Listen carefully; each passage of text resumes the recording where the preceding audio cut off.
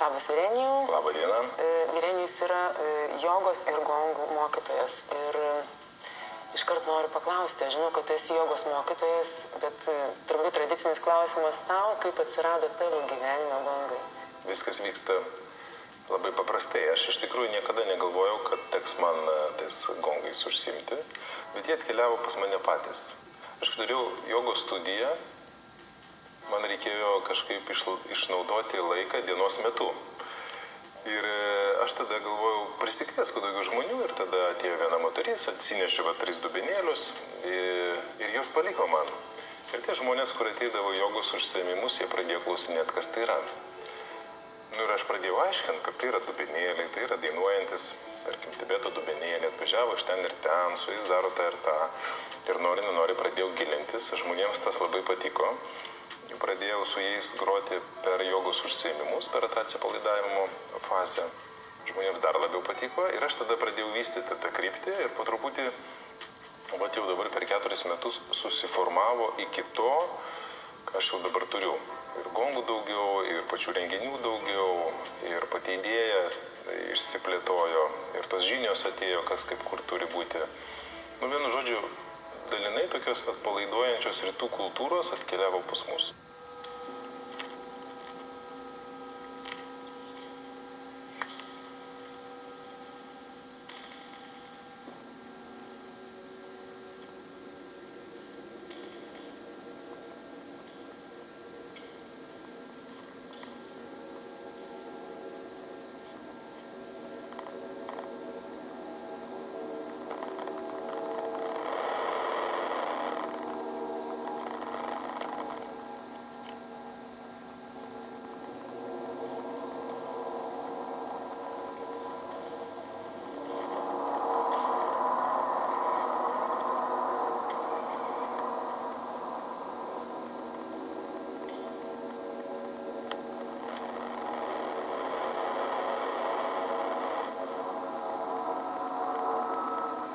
Papasakok, nes aš nieko nežinau ir manau, kad yra tokių žiūrovų, kur nieko nežinau. Kas yra gongų terapija? Patys gongai, kiek dabar teko sudėlioti, yra keletas įvairiausių krypčių. Pavyzdžiui, yra nuo individualios sesijos, kai yra dirbama su vienu žmogum, vienu arba dviem.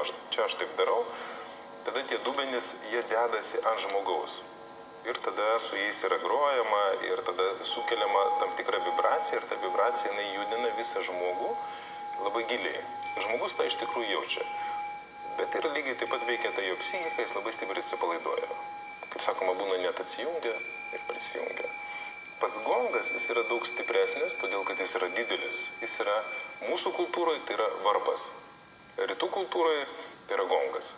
Kai sako, visos problemos atsiranda tik dėl to, kad viskas vyksta ne taip, kaip noriu. Viskas vyksta visada kažkaip kitaip. Ir tai sukelia stresą. Nes visas gyvenimas jis turėtų vykti taip, kaip aš noriu, bet taip nesigauna. Ir tai sukelia stresą, aišku, jie tokie žmonės, jie čia ir ateina. Bet iš principo tai skirta kiekvienam žmogui, kas nori gerai atsipalaiduoti, gerai pailsėti, tarsi perkrauti save. Taip pat gongai, jau kai būna gongų tokia rimta terapija, vadinasi maudynės gongė, tai čia yra, kai jau yra procesas. Nes gongai skamba ir labai garsiai, ir labai tyliai, ir įvairios ten garsų interpretacijos ir visa kita. Ir žmogui tai yra tarsi kelionė. Jisai ten keliauja per save su savimi, susitinka su savo baimėmis, ten visą tai stebi ir visą tai transformuojasi. Čia labai panašus analogas, kai tu esi supykęs ir jeigu tu stebi savo pyktį, tai tu nebepyksti.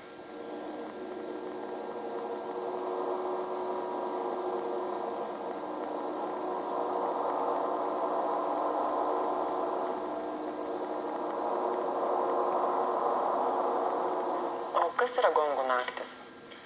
Gongų naktis, tai kai visą naktį grojam. Čia vyksta labai retai, bet ateina daug žmonių, tarkim apie 100 žmonių ateina ir visą naktį grojam. Bet grojam tyliai. Ką jie daro tuo metu? Jie gali miegoti, gali nemiegoti, gali kalbėtis. Daro, ką nori.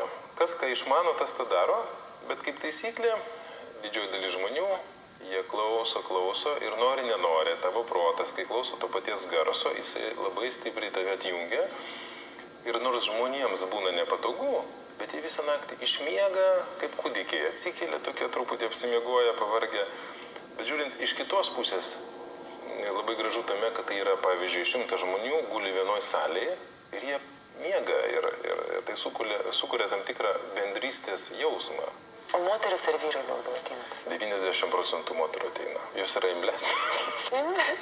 Moteris čia yra taip todėl, kad moteriams, kaip ateina, moteris atėjo draugė pas draugę ir sako, aš buvau Gonguose, man labai patiko, ir kita ką sako? Aš irgi noriu pas Gongus nueiti. Jeigu vyras ateina, jis sako, man labai patiko, kitas klausia, kodėl. Aha. Jisai sako, man aš ten gulėjau, man labai patiko, sako, tai čia visi dabar visur gulim ir ką čia dabar. Ir visi viską žinom ir viską. Taip, moteris jos perduoda vienas kitai greičiau jausmą, o vyrams reikia įrodymų. Gongai ir muzika, pats studijavai kažkur tai muzikos? Kaip sujungi visą tai? Aš pagal pirmąją savo specialybę esu elektrikas. Rimtai? Aš esu elektrikas, vadybininkas, barmenas ir taip toliau. Iš tikrųjų, muzika nebuvo mano gyvenime kažko labai ypatinga, bet aš mokinausi to šiek tiek. Yra toksai mokytas, Donas Konrojus, jis yra jau senas, toksai meistras. Jis buvo atvažiavęs į Lietuvą ir taip po truputį jis išmokino tos mūginės technikos, kaip kas kur yra, šiek tiek filosofijos. Bet visą kitą darai jau pats toliau. Čia panašiai taip, kaip jūs išmokintų groti gitarą, akordus, bet visą kitą jūs toliau patys jau einat. Taip čia. Ir po truputį toks išsivysto kiekvienas žmogus, kuris groja gongais, jis išvysto tokias tam tikrą savo stilių, galim taip sakyti. Nes mes visi, kurie čia esam, mes kartais kooperuojamės. Lygiai taip pat kooperuojamės, kai darom gongų naktis, nes aš vienasgi nestoviu 8 valandas. Būna netgi kviečiamės žmonės iš salės, kad jie galėtų pagroti.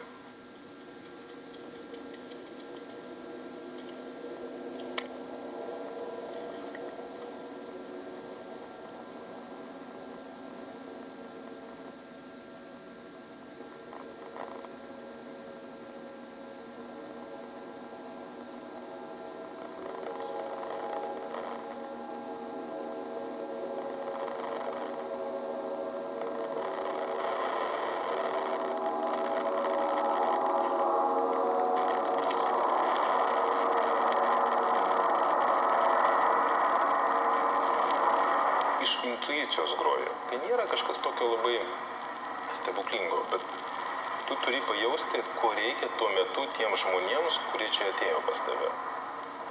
Nes yra žmonių, kurie, pavyzdžiui, groja savo, tai yra savo groja, bet tu turi groti tiems, kurie čia ateina. Tai bet kažkaip čia yra tas intuicijos pajautimas.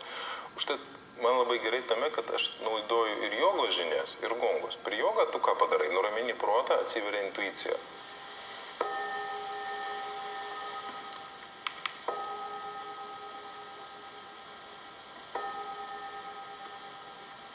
O ką pasakytum tokiam skeptikui, kur sakytum, ką tu čia, daužai, ir kas čia per terapiją? Ką tu tokiam atsakytum žmogui? Skeptikui, jis bet kuriuo atveju, jeigu jis nieko netikė, tai jis turi tada patikrinti pats. Tai jeigu tu esi protingas skeptikas, tai tu turi ateiti, patikrinti ir tada nuspręsti, ar tai yra blogai, ar tai yra gerai. Nes atmesti iš anksto, tai yra pakankamai kvaila.